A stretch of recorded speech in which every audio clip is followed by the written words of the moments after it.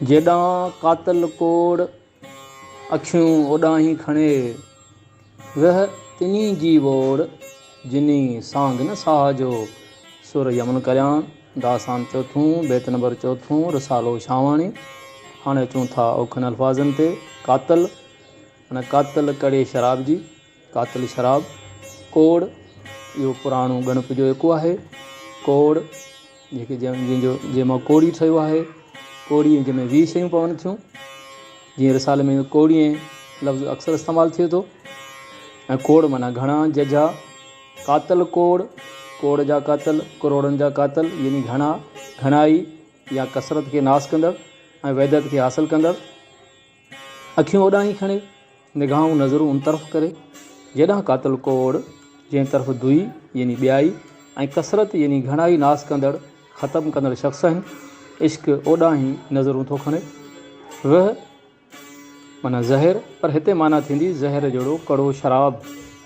वोड़ जो मज़दर थींदो वोड़णु, माना ॻोल्हणु, पुछाइणु। वञाइल शइ लाइ औरते परते जांच करणु। ॻोल्हा, वोड़ माना ॻोल्हा, जांच, निहार। उहा शइ जंहिंखे वोड़जे, ॻोल्हजे। वह तिनी जे वोड़, वह तिनी जी वोड़, तिन जी वोड़ में वह आहे। तिन जी ॻोल्हा वारी वथ ज़हरदार शराब आहे, माना उन्हनि खे ज़हर जी ॻोल्हा आहे। सांग माना सांगो, परवाह। साह माना जान, जिस्म।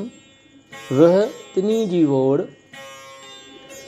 माना उहे सचा आशिक़ जिन खे हयाती जी परवाह न आहे, से सदाईं वह जी वोड़, वह जी वोड़ यानी कातल शराब जी ॻोल्हा में आहिनि। हाणे अचूं था सिटवा सम्झाणींदे। जेॾां कातल कोड़ अखियूं ओॾां ही खणे, जंहिं पासे कातल यानी ज़हरीलो शराब आहे, आशिक़ उन पासे पियो निहारे, पियो वाझाए। वह तिनी जी वोड़ जिनी सांग न साहजो। उहे आशिक़ जिन खे जान जी परवाह न आहे, से सदाईं कातल शराब जी ॻोल्हा में आहिनि। हक़ लतीफ़, सच लतीफ़।